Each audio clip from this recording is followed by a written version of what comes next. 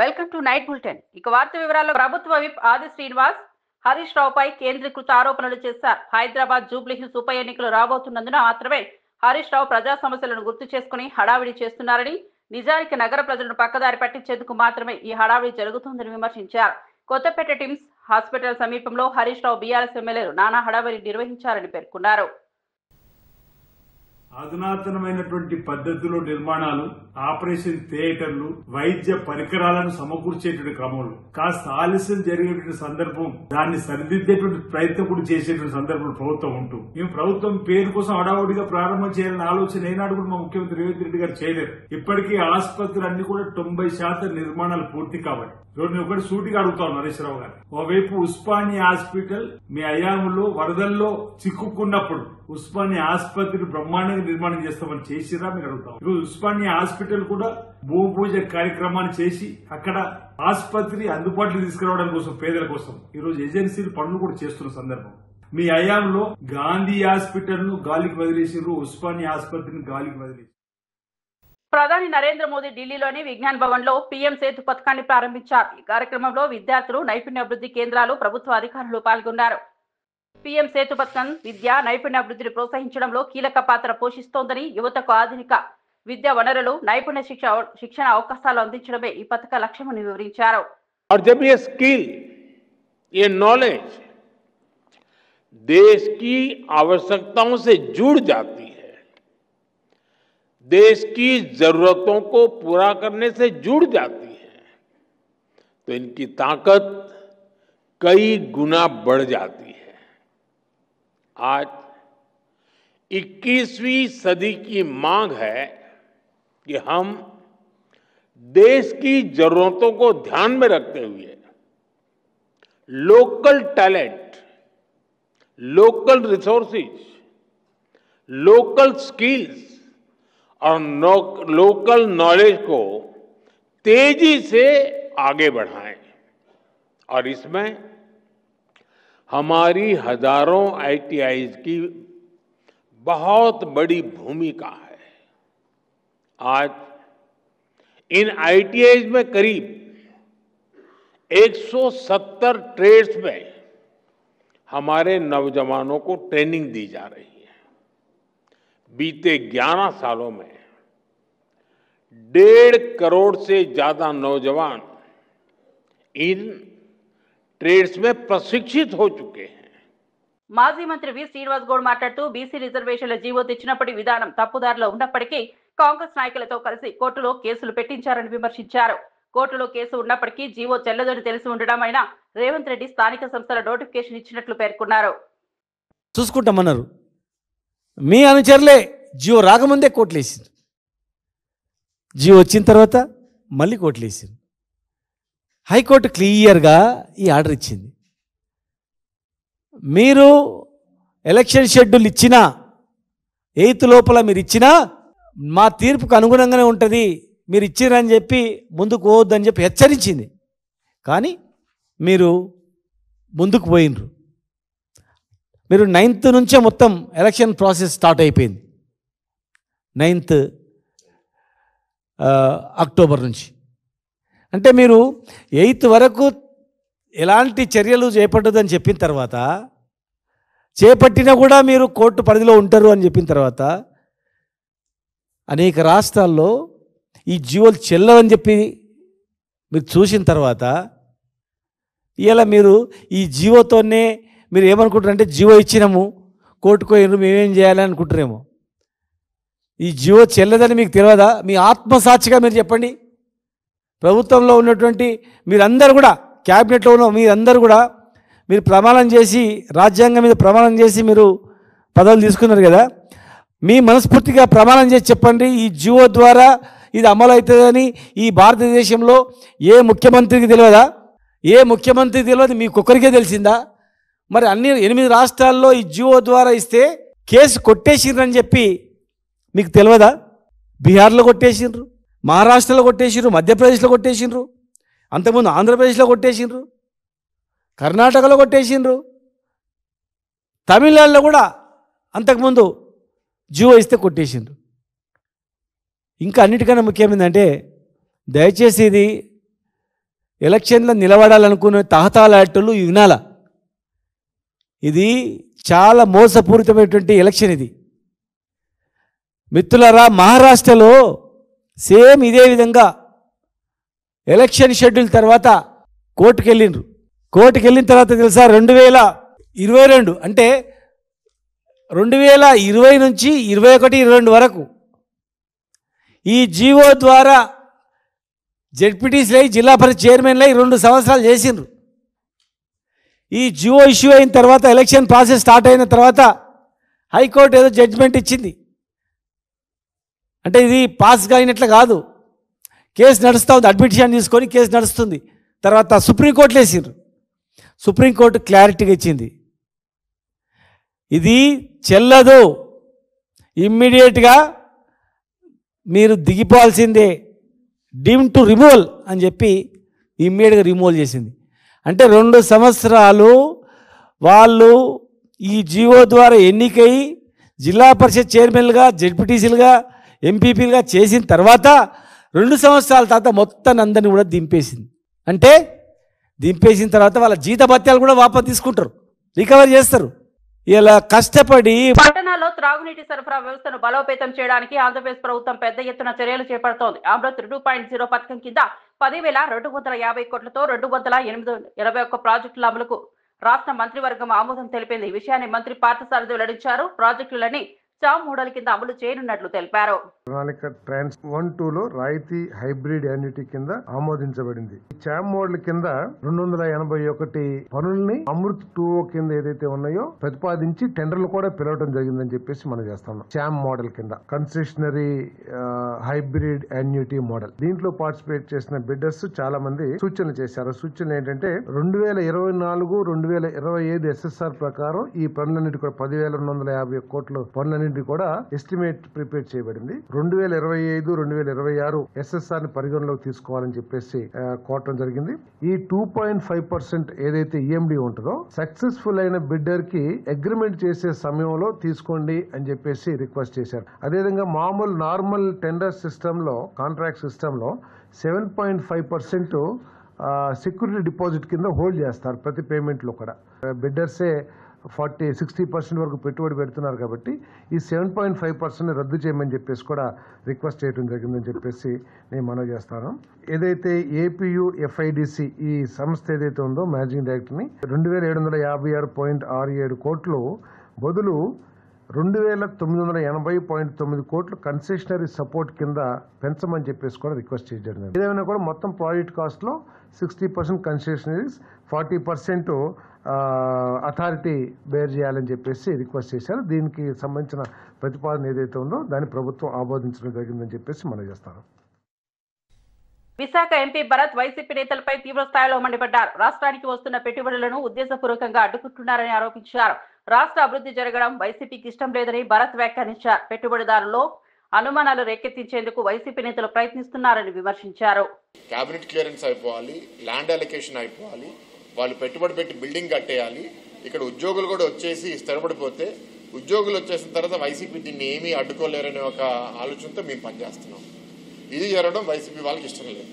ఇక్కడ వచ్చే పెట్టుబడులను ఎట్లా అడ్డుకోవాలి, ఈ ప్రాజెక్టు ముందుకెళ్ళకూడదు, ప్రాజెక్టు ముందుకెళ్ళిపోతే ఈ ప్రాంతం అభివృద్ధి చెందిపోతాయి, ఉద్యోగాలు వచ్చేస్తాయి, అందరు చైతన్యపడతారు అనేది వైసీపీకి భయం. ప్రజలు ఎదగడం వైసీపీ పార్టీకి ఇష్టం లే. ఉత్తరాంధ్ర ప్రజలందరూ ఒకసారి గమనించాలి. అభివృద్ధి జరగడం వైసీపీ నాయకులకి ఎవరికి ఇష్టం లేదనుకుంటా. మీరే ప్రజలే వాళ్ళని చీ కొడుతూ ఉంటే వాళ్ళకి కొంతైనా బుద్ధి వస్తుందని నేను కోరుకుంటున్నాను. మాజీ మంత్రి అంబటి రాంబాబు కుటుంబంలో ఆనందం నెలకొంది. ఆయన కూతురు శ్రీజ అమెరికాలో వివాహ బంధంతో ఒకటయ్యారు. సన్నిహిత బంధువులు, స్నేహితుల సమక్షంలో ఆ వేడుకలు ఘనంగా నిర్వహించారు. అమెరికాలోని ప్రసిద్ధ వేడుకల వేదికలో జరిగిన ఈ వివాహానికి తెలుగు సమాజానికి చెందిన ప్రముఖులు కూడా హాజరయ్యారు. తణుకు ప్రాంతం మన ప్రాంతమే. మేము యాక్చువల్గా అయితే వీళ్ళిద్దరిని పిలిచి ఆంధ్రాలో పెళ్లి చేయాలి.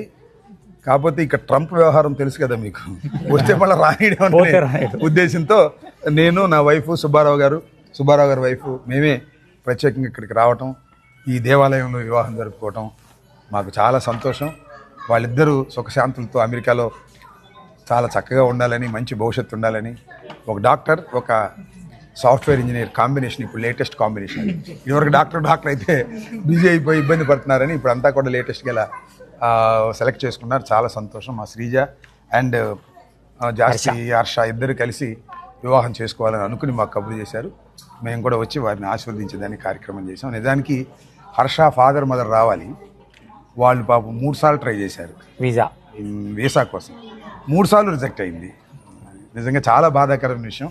వాళ్ళ ఫాదరు మదరు ప్రజెన్స్ లేకోకుండా ఇవాళ పెళ్లి జరిగింది. సరే కొన్ని సంఘటనలు మనం వాటిని తప్పించలేము, ఆ విధంగా జరిగింది. పాపం వాళ్ళ ఫాదర్ మదర్ అక్కడ ఉండి వీడియో లైవ్లో ఆస్వాదిస్తున్నారు. మళ్ళా ఎప్పుడో ఇండియా వస్తారు, ఘనంగా అందరిని పిలిచి నా కొడుకుని నా కూతుర్ని అదేవిధంగా అల్లుడిని ఇద్దరిని రిసెప్షన్ లాగా పెట్టి, అది 2 సంవత్సరాలకు వస్తారా 3 సంవత్సరాలకు వస్తారా ఓ కెనాట్ సే, ఇప్పుడు వస్తే అప్పుడు చాలా ఘనంగా చేసి అందరికీ పరిచయం చేస్తాను ఇండియాలో ఉండే వాళ్ళందరికీ అని కూడా ఈ సందర్భంగా నేను మనవి చేస్తున్నాను. విష్ణు మా బంధువు విష్ణు సెయింట్ లూయిస్లో ఉంటాడు. నా వీడియోలు చూసి ఆయన వైఫ్ అందరూ వచ్చారు. వస్తా వాళ్ళ దొడ్లో సొరకాయలు బండి అంట, సొరకాయలు ఇంకేవో అన్ని కాయలు తీసుకొచ్చాడు. ఆయన వచ్చిన దగ్గర నుంచి వండుకోవటం మొదలెట్లా రాయల్ రెడ్డి సార్, గోహిత్ రెడ్డి. ఆసుపత్రి ప్రారంభం ఆలస్యం అవుతోందని బీఆర్ఎస్ సీనియర్ నేత హరీష్ రావు తీవ్ర ఆగ్రహం వ్యక్తం చేశారు. 2 సంవత్సరాల నుంచి ఆసుపత్రి పూర్తి కాలేదని మండిపడ్డారు. తాము అధికారంలో ఉన్నప్పుడు భూసేకరణ నుంచి డిజైన్లు, టెండర్లు, 6 అంతస్తుల భవన నిర్మాణం వరకు పూర్తి చేశామని గుర్తు చేశారు. కానీ ప్రస్తుత ప్రభుత్వం 2 సంవత్సరాల్లో 5 ఫ్లోర్లు మాత్రమే వేసిందని విమర్శించారు. బీఆర్ఎస్ ప్రభుత్వం కొనసాగి ఉంటే టిమ్స్ ఆసుపత్రి గత ఏడాదికే ప్రారంభమై ప్రజలకు సేవలు అందించేదని వ్యాఖ్యానించారు. కేసీఆర్ గారు ప్రభుత్వం నిర్ణయించింది. దాంట్లో భాగంగా ఎల్బీ నగర్ లో 1000 పడకల ఆసుపత్రి, మల్కాజ్గిరిలో 1000 పడకల ఆసుపత్రి, ఎర్రగడ్డలో 1000 పడకల ఆసుపత్రి, నిమ్స్ 2000 పడకల ఆసుపత్రి కొత్తగా నిర్మించాలని, తద్వారా హైదరాబాద్ నగరంలో 5000 పడకల సూపర్ స్పెషాలిటీ ఆసుపత్రులు నిర్మించాలని మరో 100 ఏళ్ల ముందు చూపుతో ఆనాడు కేసీఆర్ గారు నిర్ణయం తీసుకున్నారు. గతంలో అనేక రాష్ట్ర ప్రభుత్వాలు పనిచేసినప్పటికీ ఎప్పుడో నిజాం కాలంలో కట్టిన గదే ఉస్మానియా, గదే గాంధీ, గదే కింగ్ కోటి హాస్పిటల్, నీలోఫర్ హాస్పిటల్ తప్ప కొత్త ఆసుపత్రులు గత ప్రభుత్వాలు ఎవరు కూడా పెరుగుతున్న జనాభాకు తగ్గట్టుగా ఆసుపత్రుల నిర్మాణం జరగలేదు. కానీ కరోనా వచ్చిన తర్వాత కేసీఆర్ గారు రాష్ట్ర ప్రజల ఆరోగ్యం, పేదల ఆరోగ్యాన్ని దృష్టిలో పెట్టుకొని ఇలా పేదలు కార్పొరేట్ ప్రైవేట్ ఆసుపత్రులకు వెళ్లి అప్పుల పాలవుతున్నారు, వారికి సరి అయిన వైద్యం అందడం లేదని, ఈ కొత్తగా వస్తున్న రోగాలను పేదల ఆరోగ్యాన్ని దృష్టిలో పెట్టుకొని పేదలకు ప్రభుత్వ రంగంలో కార్పొరేట్ సేవలు అందించాలి, సూపర్ స్పెషాలిటీ వైద్య సేవలు అందించాలని ఈ 4 టిమ్స్ ఆసుపత్రిని, వరంగల్లో 2000 పడకల హెల్త్ సిటీని కేసీఆర్ గారు ప్రభుత్వం ప్రారంభించారు. దీనికి అవసరమైన అన్ని నిధులు కూడా కేటాయించారు. దానికి డబ్బులకు కూడా ఇబ్బంది లేకుండా నిధుల సమీకరణ కూడా కేసీఆర్ ప్రభుత్వమే చేసింది. ఆనాడు కేసీఆర్ ప్రభుత్వ హయాంలో పనులు ప్రారంభమైనాయి. ఇవాళ కాంగ్రెస్ గవర్నమెంట్ వచ్చి దాదాపు 2 సంవత్సరాలు పూర్తయితున్నా ఈ ఆసుపత్రులను పట్టించుకోవడం లేదు. ఇప్పుడు మనం ఎల్బీ నగర్ టిమ్స్ ఆసుపత్రి దగ్గర ఉన్నాం. ఇవాళ గౌరవనీయులు సుధీర్ రెడ్డి ఎమ్మెల్యే గారి నాయకత్వంలో వారి నియోజకవర్గంలో ఉన్న టిమ్స్ ఆసుపత్రిని విజిట్ చేయడానికి వచ్చాం. ఇక్కడ ఏమైంది? ఆనాడు భూసేకరణ చేసింది కేసీఆర్ ప్రభుత్వం, టెండర్లు పిలిచింది కేసీఆర్ ప్రభుత్వం, డిజైన్లు పూర్తి చేసింది కేసీఆర్ ప్రభుత్వం, నిధులు సమీకరించింది కేసీఆర్ ప్రభుత్వం. ఆ రోజు సెల్లార్తోని మొదలుకొని 6 అంతస్తుల వరకు భవన నిర్మాణాన్ని పూర్తి చేసింది కేసీఆర్ ప్రభుత్వం. మరి 2 ఏళ్లలో కాంగ్రెస్ ప్రభుత్వం ఏం చేసిందయ్యా అంటే ఒక 5 ఫ్లోర్లు మాత్రమే వేశారు. ఇంకా పూర్తి కాలే. ఫ్లోర్లు వేయడం, స్లాబులు వేయడం కూడా పూర్తి కాలేదు. నిజంగా బీఆర్ఎస్ ప్రభుత్వమే ఉండుంటే ఇప్పటికే ఏడాది కిందనే ఈ ఆసుపత్రి ప్రారంభమై ప్రజలకు సేవలు అందించేది. రేవంత్ రెడ్డికి ఎక్కడ కేసీఆర్ కు పేరు వస్తుందో, ఎక్కడ బీఆర్ఎస్ ప్రభుత్వాన్ని ప్రజలు గుర్తు చేసుకుంటారో అని కావాలనే ఈ ఆసుపత్రి యొక్క నిర్మాణాన్ని స్లో చేస్తా ఉన్నారు. అంటే ముందు చూపు లేని మందబుద్ధి కలిగిన నాయకులు వీళ్ళకి ఎంతసేపు రాజకీయమే తప్ప ప్రజలంటే పట్టదు, పేద ప్రజల వైద్యం పట్టదు. ఎందుకు 2 సంవత్సరాలు ఆటో డ్రైవర్ల సేవలో పథకం ద్వారా రాష్ట్ర వ్యాప్తంగా దాదాపు 3 లక్షల మంది డ్రైవర్లకు లబ్ధి చేకూరనుందని పవన్ కళ్యాణ్ అన్నారు. ఆటో, టాక్సీ, మ్యాక్సీ క్యాబ్ డ్రైవర్ల సంక్షేమం కోసం ప్రభుత్వం ప్రత్యేకంగా ఈ పథకాన్ని రూపొందించిందని పేర్కొన్నారు. ప్రజల సమస్యలని వాటిని పరిష్కరించడం కూటమి ప్రభుత్వ ప్రధాన లక్ష్యమని స్పష్టం చేశారు. ఈ ఆటో డ్రైవర్ కి ఈ రోజున 15,000 జమ చేస్తూ దాదాపు 3 లక్షల ఇంకా సరిగ్గా చెప్పాలి 2,90,000 మందికి ఈ ఆటో డ్రైవర్ సేవల పథకం ద్వారా లబ్ధి చేకూరుండగా మీ అందరి కోసం ప్రభుత్వం ఆర్థిక ఇబ్బందులు ఉండి 436 కోట్ల భారాన్ని ఈ రోజున రాష్ట్ర ప్రభుత్వం చాలా ఆనందంగా మోస్తుంది.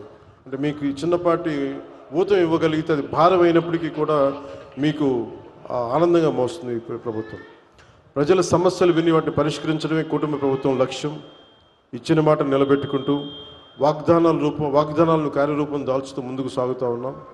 ఆటో డ్రైవర్లకు అండగా నిలబడి వారి జీవనోపాధి కాపాడటం కోసం కుటుంబ ప్రభుత్వం బాధ్యతగా భావిస్తున్నాం.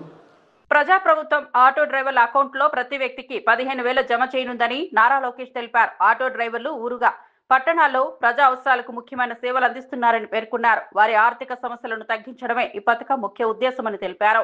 డ్రైవర్ల రుణాలను తీర్చిదిద్దేందుకు సౌకర్యం కల్పించడానికి ప్రభుత్వం ఈ పథకాన్ని ప్రవేశపెట్టిందని తెలిపారు. స్కూల్కి తీసుకెళ్లి తిరిగి తీసుకొచ్చేది మా ఆటో డ్రైవర్లు.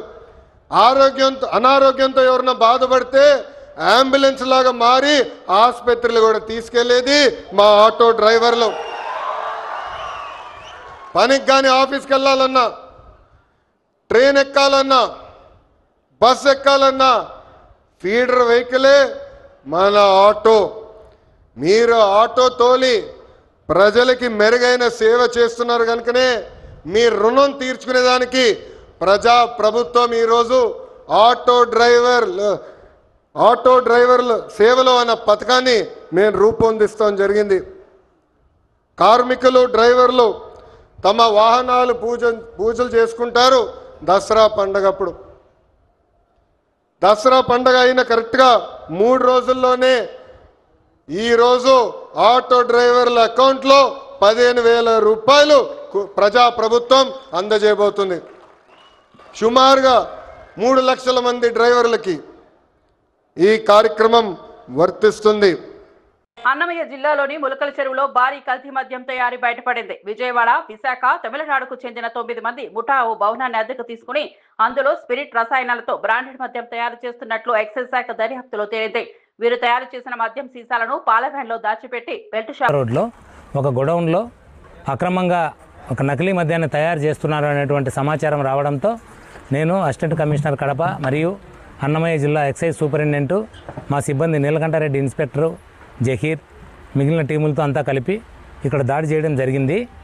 ఇక్కడ మొత్తం అంతా కూడా ఒక స్పిరిట్ను తెచ్చి ఈ ఏదైతే ఒక గొడౌన్ లాగా ఉందో దాంట్లోనే అంతా మిషనరీ అంతా పెట్టుకున్నారు. డిస్టిలరీ వాటర్ తయారు చేసుకోవడానికి ఒక కొత్త మిషనరీ తెచ్చుకున్నారు విత్ మోటార్సు.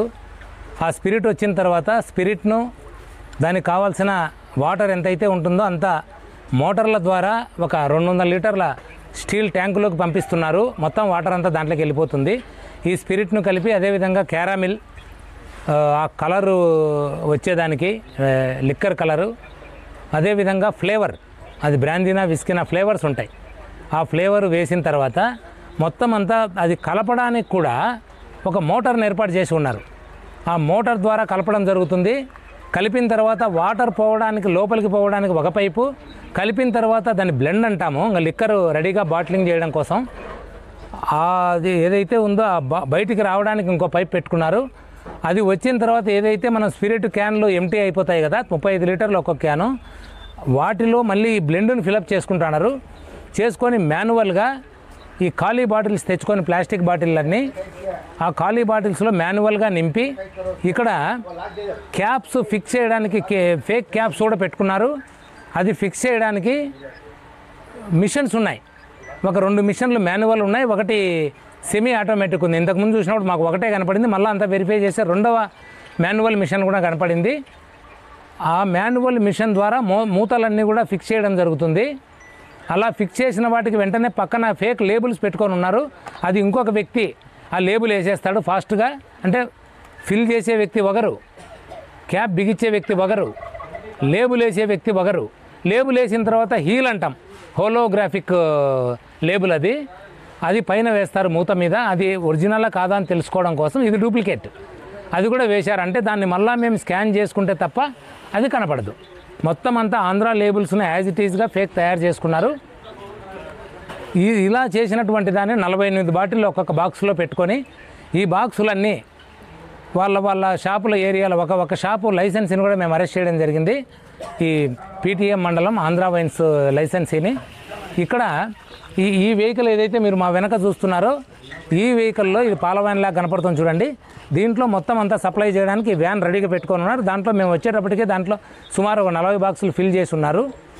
ఇది మాకు ఇక్కడ దొరికినటువంటి వాళ్ళు అంతా లేబర్ ఉన్నారు. ఇప్పుడు ప్రస్తుతం 4 తమిళనాడు వాళ్ళు ఉన్నారు, 2 ఒరిస్సా వాళ్ళు, ఒక వ్యక్తి విజయవాడ అతను ఉన్నాడు. దీని డ్రైవర్ నర్సీపట్నం అతని వెహికల్ డ్రైవరు వీళ్ళు ఉన్నారు. ఈ తెచ్చినటువంటి వ్యక్తి ఎవరినైతే ఈ తమిళనాడు వాళ్ళు ఉన్నారో జనార్దన్ రావు అని అతను విజయవాడలో ఉంటాడు. అతని డీటెయిల్స్ అన్నీ కూడా మాకు వచ్చాయి. అట్ ది సేమ్ టైం ఈ వెహికల్ ఎవరిది అనేటువంటిది కూడా మేము ఎంక్వైరీ చేసుకుంటున్నాము. ఇది మొత్తం అంతా కూడా ఎవరెవరు దీంట్లో ఇన్వాల్వ్ అయి ఉన్నారో. ఇంకొకతను రాజు, ఈ జనార్దన్ రావు అనుచరుడు, అతని ఫాలోయరు, హెంచ్మెన్ అతనికి. అతను ఈ వెహికల్ డ్రైవర్ను తీసుకొని వచ్చింది అతను, ఒరిస్సా వాళ్ళని తెచ్చింది అతను. వీళ్ళందరినీ కూడా ఇప్పుడు కేసులో ఇన్వాల్వ్ చేసుకొని ఫర్దర్ అసలు ఈ గొడవను ప్రిమిసిస్ ఏదైతే ఉందో దీని ఒరిజినల్ ఓనర్ లక్ష్మీనారాయణ అనే వ్యక్తి, ఇతను బెంగళూరులో ఉంటాడు. ఇతను డాబా పెట్టుకోవడానికి ఒక రామ్మోహన్ అనేటువంటి వ్యక్తికి ఇచ్చాడు. ఇతను ఒక 2 నెలల ముందు దీన్ని ఖాళీ చేశాడు ఈ డాబాను. ఈ రామ్మోహనే తిరిగి వీళ్లకు రెంట్కి ఇవ్వడం జరిగింది. అతను రామ్మోహన్ వచ్చిన తర్వాత అతను ఎవరికి రెంట్కి ఇచ్చాడు, ఏదైనా అగ్రిమెంట్ ఉందా, మొత్తం అంతా తీసుకోవడం జరుగుతుంది. ఇప్పుడు దీంట్లో మేము ఇక్కడ ఐడెంటిఫై చేసినటువంటివి స్పిరిట్ క్యాన్లు 30 క్యాన్స్ ఉన్నాయి, ఒక్కొక్కటి 35 లీటర్లు. నెక్స్ట్ బ్లెండ్ అంటే లిక్కర్ రెడీగా ఉన్నటువంటిది 42 క్యాన్లు ఉన్నాయి, ఒక్కొక్కటి 35 లీటర్లు. ఈ మాన్యువల్ మిషన్స్, క్యాప్స్ మిషన్స్ ఏవైతే ఉన్నాయో 3 ఇందాకే చెప్పాను నేను. హైదరాబాద్ లో బీజేపీ రాష్ట్ర కార్యాలయంలో నిర్వహించిన రాష్ట్ర లీగల్ సెల్ సమావేశంలో కేంద్ర న్యాయశాఖ మంత్రి అర్జున్ రామ్ మేఘవాల్ పాల్గొన్నారు. ఈ సందర్భంగా మాట్లాడుతూ కేంద్ర ప్రభుత్వం అమలు చేస్తున్న కొత్త న్యాయ చట్టాల ద్వారా రాబోయే కాలంలో దేశంలో విప్లవాత్మక మార్పులు చోటు చేసుకోనున్నాయని పేర్కొన్నారు. న్యాయ వ్యవస్థలో పారదర్శకత, వేగవంతమైన న్యాయం సాధ్యమయ్యేలా ప్రధానమంత్రి నరేంద్ర మోదీ దృష్టిలో పెట్టుకుని చట్టాలు రూపొందించారని తెలిపారు. इसलिए भारतीय न्याय संहिता लेके आई, ये फर्क आपको समझना पड़ेगा. ये बड़ा काम था, छोटा काम नहीं था. 1 जुलाई 2024 से न्यू क्रिमिनल जस्टिस सिस्टम में ये मेजर चेंज है. आप इसको अभी इतना महसूस नहीं करोगे, लेकिन 2-3 साल के बाद बहुत महसूस करोगे. आपको ईज ऑफ लिविंग का पार्ट है ये. గత 10-11 సంవత్సరాలుగా ఈ యొక్క అనేక రకాల మార్పులు చట్టాలు ఏదైతే బ్రిటిష్ వాళ్ళు పెట్టినటువంటి అనేక చట్టాలను వరుసగా ఒక్కొక్క మినిస్ట్రీ మార్చుకుంటూ వస్తాం. ఇప్పటికీ చాలా బ్రిటిష్ వాళ్ళకి సంబంధించినటువంటి చట్టాలే అమలు జరుగుతా ఉన్నాయి. వాటిని సమూలంగా మార్పు చేసి వర్తమాన ఏలూరులోని ఆటో డ్రైవర్ల సేవలో కార్యక్రమంలో మంత్రి నాదెండ్ల మనోహర్ పాల్గొన్నారు. ఈ సందర్భంగా మున్సిపల్ కార్యాలయం నుండి కోటదిబ్బ ప్రభుత్వ జూనియర్ కళాశాల వరకు ఆటో డ్రైవర్లతో భారీ ర్యాలీ నిర్వహించారు. మంత్రి నాదెండ్ల మనోహర్ పేర్కొన్నారు, కూటమి ప్రభుత్వం మంచి పరిపాలనతో పాటు ప్రతి కుటుంబానికి మేలు చేసే పనులు చేస్తోందని, స్త్రీశక్తి పథకం ద్వారా ఆటో డ్రైవర్లు జీవనోపాధి కోల్పోకూడదని వారి బలహీనతలు దృష్టిలో పెట్టుకుని పథకాన్ని అమలు చేస్తున్నామన్నారు. మరిన్ని అప్డేట్స్ కోసం చూస్తూనే ఉండండి TG5 న్యూస్. ఇవి బులెటిన్ అప్డేట్స్. మరో బులెటిన్ లో మళ్ళీ కలుద్దాం. కూడా మనం మాట్లాడుకోవాలన్నప్పుడు ముఖ్యమంత్రి గారు ఇమీడియట్ గా స్పందించి తప్పకుండా వాళ్ళ గురించి మనం జాగ్రత్తగా ఒక కార్యక్రమం తీసుకొద్దామని ఆ రోజే నిర్ణయం తీసుకున్నారు. ఆటో సోదరులందరూ కూడా నేను కోరుతున్నాను, 15,000 రూపాయల ద్వారా ఏంటి మనకి లబ్ధని మీరు అనుకోవచ్చు. ఒక్కసారి మీరు ఆలోచించండి. ఈ రోజు చేస్తున్న అనేక సంక్షేమ కార్యక్రమాల్లో మీకు ఒక పర్టికులర్ గా గుర్తింపు వచ్చింది. మనకి ఏలూరు నగరంలోనే 1880 మందికి 2,68,00,000 రూపాయలు ఈ రోజున ఈ 15,000 రూపాయల పథకం ద్వారా వాళ్ళకి అర్హత దొరుకుతోంది. అదేవిధంగా ఏలూరు జిల్లాలో ఇప్పటి వరకు వచ్చిన మన లెక్క ప్రకారంగా 10,655 ఆటో డ్రైవర్లకి మనం 15,000 రూపాయల చొప్పున దాదాపు 16 కోట్ల రూపాయలు మనం ఏలూరు జిల్లాలో ఈ రోజున అందిస్తున్నాం. ఏదైతే చంద్రబాబు నాయుడు గారు మాట అన్నారో ఆ మాటకి కట్టుబడి ఎట్టి పరిస్థితుల్లో కూడా ఆటో సోదరులకు మనం అన్నాం, దసరా కానుకగా అది ఇవ్వాలనే ఉద్దేశంతో ఇవాళ రాష్ట్ర వ్యాప్తంగా 2,90,000 మందికి 4,35 కోట్ల రూపాయలు ఇవాళ ఒక్క రోజునే మరి మీ అందరి అకౌంట్లోకి వేస్తున్నారంటే ఆర్థికంగా ఎంత ఇబ్బంది ఉన్నప్పటికీ కూడా చంద్రబాబు నాయుడు గారు, పవన్ కళ్యాణ్ గారు పేదవాడు బాగుండాలి అనే ఒక నిర్దేశంతో అందరికీ కూడా మీ అందరికీ కూడా చేస్తున్నారు. భువనగిరి ఎంపీ చామల కిరణ్ కుమార్ రెడ్డి రాజకీయ విశ్లేషకుడు ప్రశాంత్ కిషోర్ పై తీవ్ర స్థాయిలో మండిపడ్డారు. ఆయన ఒక విఫలమైన రాజకీయ విశ్లేషకుడని, రాజకీయ నాయకుడని కిరణ్ కుమార్ రెడ్డి వ్యాఖ్యానించారు. భారతదేశంలో తనకంటే తెలివైన వ్యక్తి ఎవరూ లేరని భావిస్తూ తానే గొప్పరునని ప్రశాంత్ కిషోర్ ఊహించుకుంటున్నారని విమర్శించారు. ఆయనను ఒక నాయకునిగా చూసే పరిస్థితి లేనప్పుడు ఆ ప్రజల దృష్టిని ఆయన సైడ్ మళ్లించడానికి బీహార్ సెంటిమెంట్ ను వాడుకోవాలని చెప్పి రేవంత్ రెడ్డి గారి మీద లేనిపోని ఆరోపణలు చేస్తున్నారు. కేవలం రేవంత్ రెడ్డి గారు పేరు తీసుకొని బీహార్ ప్రజలను రేవంత్ రెడ్డి గారు వారి డిఎన్ఏని ఏదో తక్కువ అంచనా వేసి మాట్లాడినట్టుగా చిత్రీకరిస్తూ మాట్లాడుతూ గత కొన్ని రోజులుగా కొన్ని వేదికల మీద ఆయన మాట్లాడుతూ వస్తుంది. ఇది కేవలం ఆయన పార్టీ మనుగడ కోసం, బీహార్ ఎన్నికల కోసమే చేస్తుండు తప్ప ఈ ప్రశాంత్ కిషోర్ అనేట ఆయన ఆల్రెడీ ఒక ఫెయిల్డ్ పొలిటికల్ అనలిస్ట్, ఇప్పుడు ఫెయిల్డ్ పొలిటీషియన్ కూడా. ఇవి బులెటిన్ అప్డేట్స్. మరో బులెటిన్ లో మళ్ళీ కలుద్దాం.